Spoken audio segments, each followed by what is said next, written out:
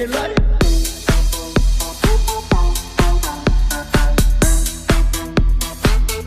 A ese nivel, no seas cojudo. El aire.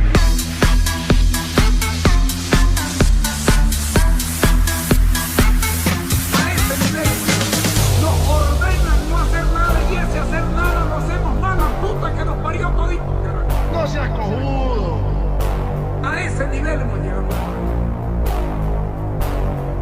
Puta, será el país de mierda este que nos tocó. Nos ordenan no hacer nada y ese hacer nada lo hacemos mal, la puta que nos parió todito. No seas cojudo. A ese nivel hemos llegado.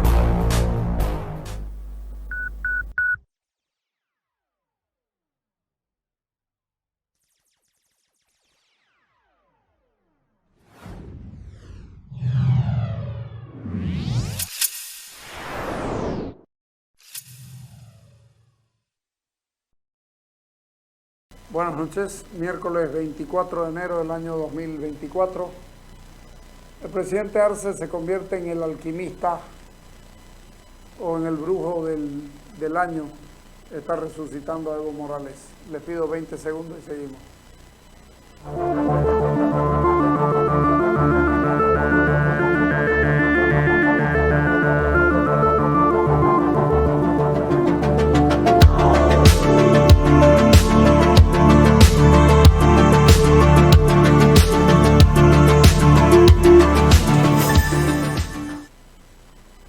Conversamos en dos bloques con Gonzalo Chávez, que vino de La Paz y tuvo la gentileza de conversar con nosotros.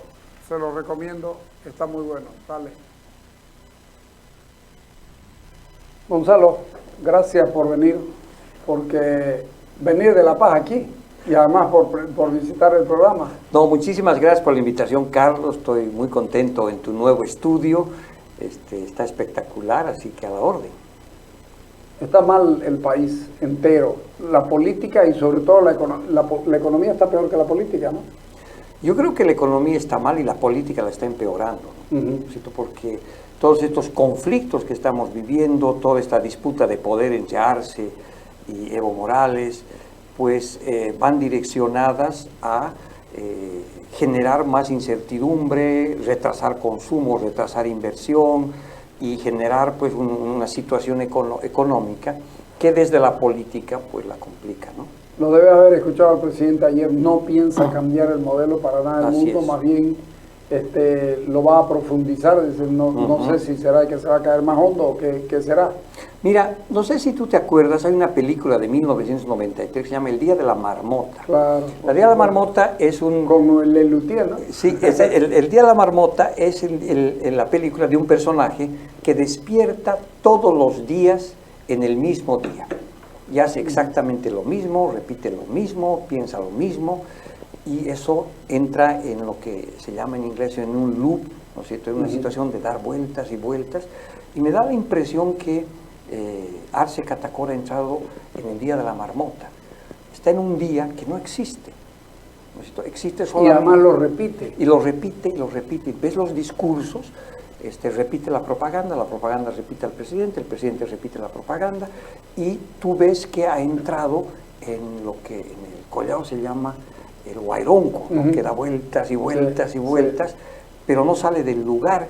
En cuanto el mundo, la economía, la política, la sociedad sigue avanzando en los días normales. En cambio, el presidente está en el circuito de la marmota, repitiendo lo mismo, diciendo lo mismo, y creyendo que todos los indicadores que él presenta, ¿no es cierto?, son la realidad, cuando en los hechos eso está mostrando que hay problemas, ¿no? Entonces, repite obsesivamente que la tasa de crecimiento es la más alta de América Latina, y estás al 2%, tú habías prometido 4.9% de crecimiento, y es un crecimiento que está por debajo de la tasa de crecimiento de la población. Entonces, ¿eso qué significa? Que es un crecimiento donde la cantidad de alimentos, productos, papas y cosas que estás produciendo es menor que las bocas que están naciendo.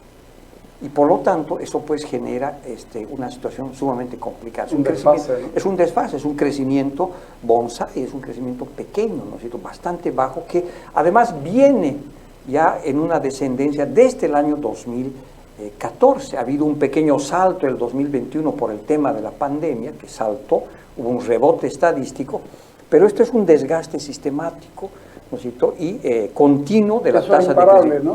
Eso es irreversible porque lo que ha ocurrido es que el excedente económico que alimentaba este modelo, pues está con dificultades. En el año 2014, Bolivia producía 60 millones de metros cúbicos por día de gas, y de eso le entraba al Estado boliviano, lo que se llama la renta gasífera, 5.489 millones de dólares, o sea, una fortuna. ¿Qué pasó el 22 y el 23? Es parecido. Hemos bajado a producir 37 millones de metros cúbicos por día y de ingresos 2.289. Entonces, en este periodo, los ingresos del Estado, que daba para pagar la inversión pública, para los bonos, para los subsidios, se ha reducido en 3.200 millones de dólares, como el 7% del Producto Interno Bruto. Es enorme. Entonces, si el elemento que reproducía, que daba el oxígeno, que daba los recursos para que el modelo funcione, se achica, por supuesto que el modelo comienza a languidecer, ¿no es cierto?, y a tener tasas de crecimiento cada vez más bajas, y eso no se va a revertir, porque has matado a la gallina de los huevos de oro, que era YPFB, y lo has hecho por talento propio, porque no has hecho las inversiones en producción y exploración que necesitabas para tener ese excedente. Claro, la plata tiene que reproducirse. Exacto, y para que eso continúe funcionando. Entonces, en términos de crecimiento, tú tienes este desgaste sistemático. Ahora, las economías no mueren de infarto. No vas a ver un día la economía andando por las avenidas de la globalización y de repente cae dura, como a veces ocurre con las personas. No, se va desgastando, se va muriendo, se va deteriorando poco a poco, ¿no? Entonces, el gobierno usa el crecimiento bajo, la inflación, que también es baja, pero es una inflación que es muy difícil a veces hacerle entender. Estás sobornando a la inflación, estás comprando a la inflación, estás haciendo que la inflación sea baja, pero le estás pagando por año 2.000 millones de dólares de subsidios para que esta sea baja. Subsidios a los hidrocarburos y subsidios a los alimentos. Eso funciona en la medida que tienes el dinero. Si no tienes el dinero, pues eso se vuelve insostenible, ¿no? Si tú te estás engañando porque estás subsidiando con plata que ya no tienes a costa de mayor déficit público, endeudamiento externo y otros. A eso le podés sumar para seguir engañando y manteniendo la economía de la calle, narcotráfico, contrabando, el oro más. Claro, eso ayuda a inflar. Son 10.000 millones, ¿no? Claro, y ahí va, por ejemplo, el tema de la tasa de desocupación, que el gobierno es muy baja, 3.6, evidentemente. Si uno mira... ¿No cuenta propista? Pero claro, ahí está justamente el 80% de la ocupación en Bolivia es del sector informal. 80%. 80%.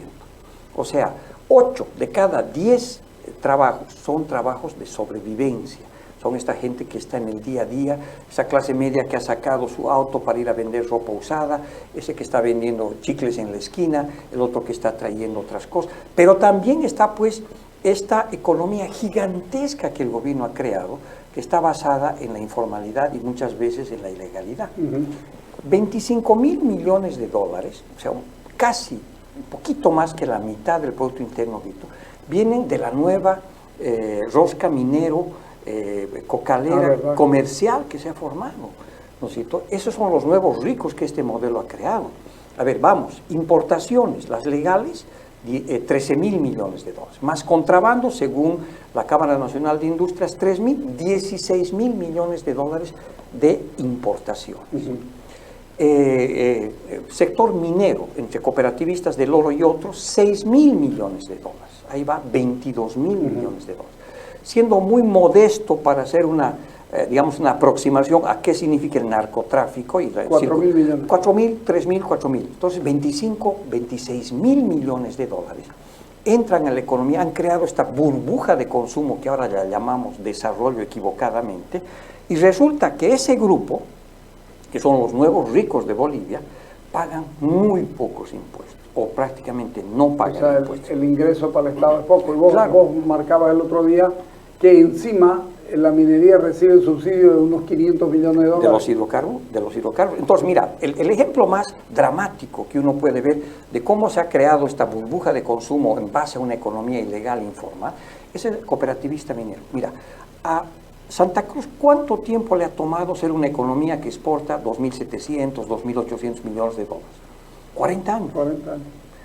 En menos de 5 años, el sector minero del oro ha exportado 3.000 millones de dólares y pagan 2% de impuestos. Y encima el impacto que ha tenido sobre el medio ambiente es tremendo. Y encima reciben pues un diésel subsidiado brutalmente que está alrededor de 400, 500 millones de dólares al año.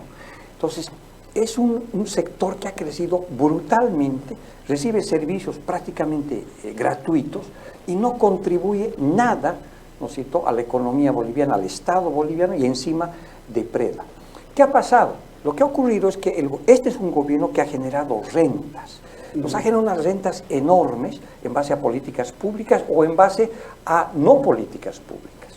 A ver, ¿cuáles son las rentas que están vinculadas a esos 25.000 millones de dólares? Son los 16.000 millones del comercio, de los gremiales grandes, ¿no es cierto?, donde probablemente están empleados entre 3 y 4 millones de personas que tienen estos empleos de muy baja calidad. Que son los que bajan el empleo.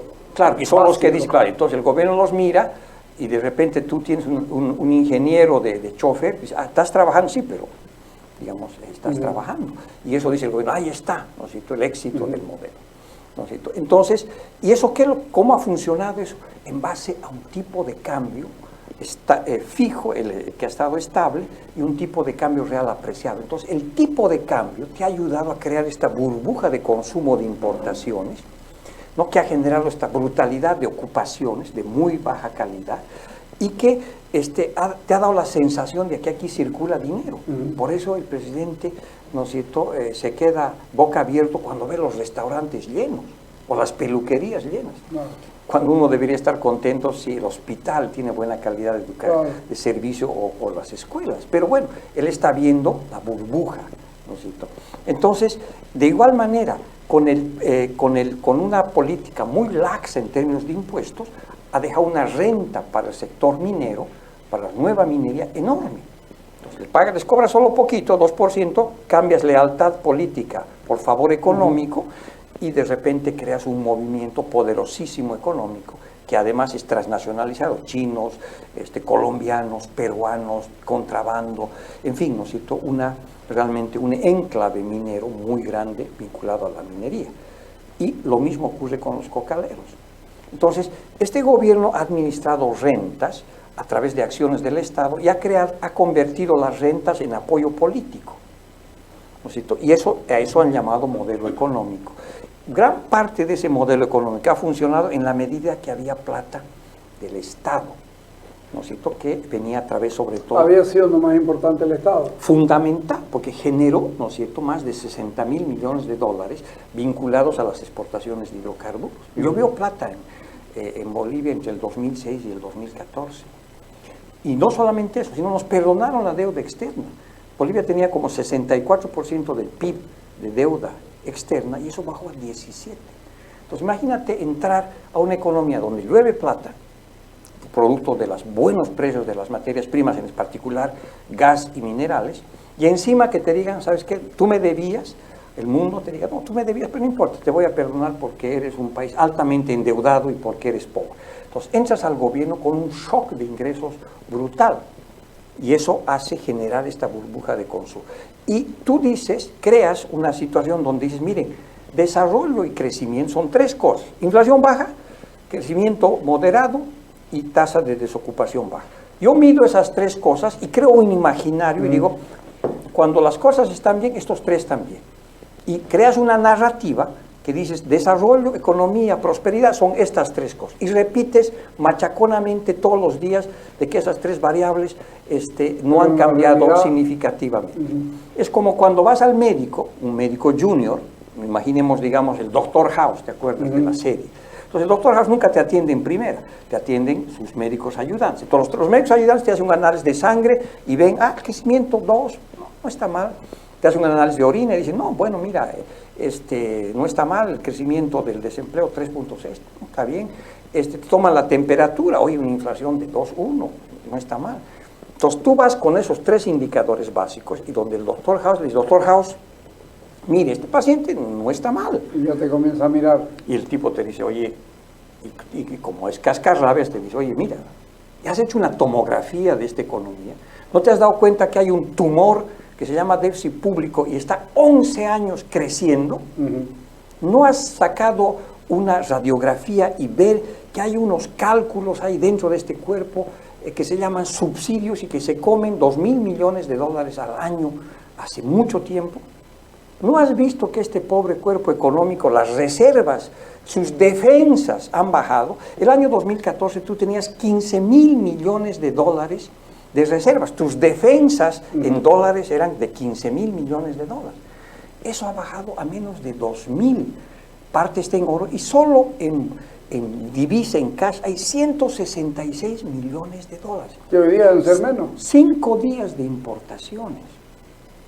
Entonces, ¿cómo me vas a decir con bien 3 indicadores si te estoy mostrando que temas estructurales, que temas de déficit público, de falta de dólares, de falta de gas, de falta de diésel, te estoy mostrando que tu cuerpo está con complicaciones? Eso es crisis aquí y en la China.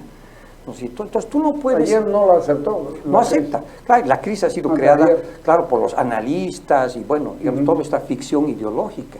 Pero tú, pues, cuando eres responsable de la economía, tienes que hacer un diagnóstico de todos los indicadores que tú tienes, que son decenas, para ver realmente, hacer un diagnóstico. O sea, ¿cómo no vas a tener problemas si en el sector hidrocarburos tú recibes menos 3.200 millones de dólares? ¿De dónde vas a sacar esa plata? Que además lo tenés que sacar para traer combustible. Exacto. Y además, de ahí tenés que sacar para traer combustible, exacto, no de cualquier lado. Claro, es el Estado el que necesita esos dólares para hacer el combustible. ¿Y qué vas a hacer? Entonces, esa percepción equivocada, esa lógica o esa didáctica de la vanidad, donde te miras al espejo, yo le he llamado varias veces el narcisismo macroeconómico, donde te miras en esas 3 cifras, te haces ojitos, te mandas besitos y te dices, wow, lo estoy haciendo maravillosamente. Y me veo muy bien. Y me veo muy bien. Pero te das la vuelta, oye, pero ese huequito que tienes ahí no te está molestando. Yo te acepto que la economía está bajando de a poco, pero seguramente, pero en algún momento, está bien que no tiene un síncope, la economía, no existe eso, pero en algún momento te va a llegar y te va a decir, no, estás mal. Claro, además ya te han llegado en diferentes escalas, porque el gobierno habló de tocar fondo hace un tiempo atrás, sí hemos tocado fondo, pero hay diferentes fondos, ¿no es cierto? Tú de repente todavía la burbuja de consumo vinculado a comercio no está mal, pero anda a ver otros sectores que están negativos, como es el sector hidrocarburos, o como el propio sector minero que sigue creciendo poco. No te olvides que el crecimiento del PIB formal. Claro, el formal, el PIB es un PIB promedio. Entonces, todos estos desgastes, nosotros lo estamos viendo hace mucho tiempo. Por eso hablamos de un agotamiento estructural del modelo económico, por una razón muy sencilla. El oxígeno, la gasolina que movía este modelo se ha terminado, por talento propio de los Chuquiago Boys, que han decidido, yo no sé por qué, y algún momento en la historia alguien le dirá, ¿por qué has decidido matar a la gallina de los huevos? ¿Por qué no invertiste, ¿no es cierto?, en producción de hidrocarburos? Porque resulta ahora que... Te van a decir que ahora lo están haciendo. No, porque, a ver, claro, porque la... pozos antiguos. Pero está bien, pero igual va a tomar tiempo. Sí, pero igual, sí. Es muy marginal todo lo que están pretendiendo hacer, igual que el mezclar el HVO famoso o en las 2 plantas esas que está haciendo el gobierno de combustible líquido. Eso va a dar para yaparle 4% al 100% de la producción. Así es, todos esos son puchitos que vas juntando y que no son suficientes. Pero no vas a solucionar nada. Pero claro, a ver, pero pongámosle el número, porque el gobierno dice, bueno, tenemos la solución estructural para este tipo. A ver, o sea, partamos del principio que han desaparecido 3.200 millones de dólares, ¿ok? Supongamos que... Año. Supongamos que, como el gobierno ha dicho, el proceso de sustitución de importaciones funciona. CEPAL. No CEPAL, claro, de los años 70, y que esto de que ya no vas a importar y vas a producir nacionalmente funciona. En un mundo tan dificilísimo, ¿no es cierto? Realmente eso es marginal, pero han hablado de 1.300 millones de dólares, de importaciones de 13.000 millones de dólares, 13.000, o sea, aproximadamente el 10%. O sea, con eso vas a cambiar las cosas. Va a comenzar la planta más importante de hierro después de 20 años de sueños y anhelos. 300 millones de dólares. La urea va a funcionar una maravilla. 400 millones de dólares. Si llega a funcionar, por eso está parada. Así es. El tema de los, del biodiesel y demás cosas. Igual 300, 400, matacambios. O sea, faltan 3.000. No va a llegar a 400. No, pues no llegan. O sea, si vas juntando eso, inclusive bajo la hipótesis de que funcione, que ojalá que funcione, claro, el hueco es muy grande. Vas a llegar a menos del 30% de los recursos que necesitas. ¿Y de dónde van a salir pues otros 2.000 millones de dólares? Entonces, tú tienes un periodo sumamente complicado los próximos 2, 3 años, hasta que ojalá que en algún momento el litio funcione, o el gas se recupere, o entres a una nueva minería vinculada a la descarbonización del mundo. Pero no hay no hay magia, ¿no es cierto?, para los próximos 2, 3 años. Pero fíjate cómo seremos de yeta que el litio va a ser muy barato en el mundo. Claro, porque además, como estás compitiendo, están los chilenos, están los norteamericanos, los argentinos, ahora que resulta que también Estados Unidos ha descubierto. O sea, el litio tiene una ventana de oportunidad no infinita, sino serán tal vez 15, pero 20 años. Siempre y cuando te apures, ¿no? Por eso. Nosotros no nos estamos apurando. La fábrica, ¿cómo puede ser que teniendo una de las reservas más grandes del mundo estemos haciendo plantas experimentales? ¿Vos le entendés a la lógica? No, mira, en el tema del litio me declaro que a pesar de que mi informe no entiendo, porque estamos como hace 10 años en el asunto. Claro. Y te dicen, ahora sí hemos iniciado el proceso de industrialización con plantas pilotas. Te dicen que han hecho contratos con los rusos y con los chinos. ¿Cuáles son esos contratos? ¿Cuánto se queda para Bolivia? ¿Cuánto dejan en Potosí? ¿Qué tecnología van a utilizar? ¿En qué tiempo? O sea, se ha vuelto una nebulosa, ¿no es cierto?, el tema de la industrialización del litio, que sí puede tener un potencial, pero que nos muestre, ¿no es cierto?, dónde los plazos y hasta donde sabemos no va a generar los recursos suficientes. Porque el shock negativo que hemos sufrido a partir del 2014 es muy grande. Recuperar eso va a costar mucho tiempo. Y es muy largo, además, del 2014 hasta ahora. Claro, es largo, y esto ha ido deteriorando y deteriorando las cosas, esto ha sido negando.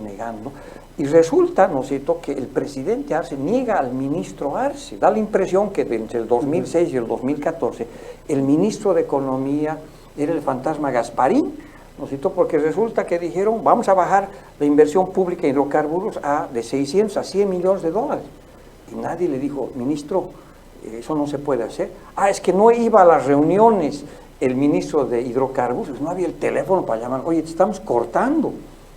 ¿No es cierto? O sea, realmente es incomprensible por qué la política de hidrocarburíferos fue tan mala que terminó convirtiendo a Bolivia en un país importador, ¿no es cierto?, de energía de difícil reversión en el corto plazo. La última, para irnos al corte, dijo Dorgaten, desde que se murió Villegas no se vio nadie más, hace 4 días. Sí, es probable, lamentablemente. Además, y Villegas no era un genio. No, para nada, ¿no es cierto?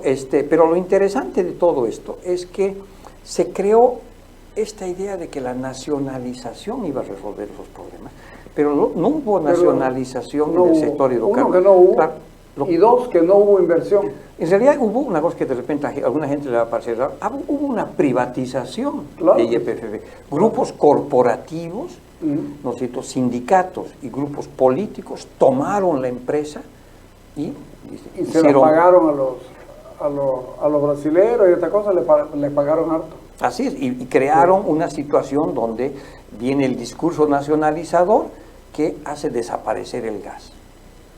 Sí, te pido el corte, dale.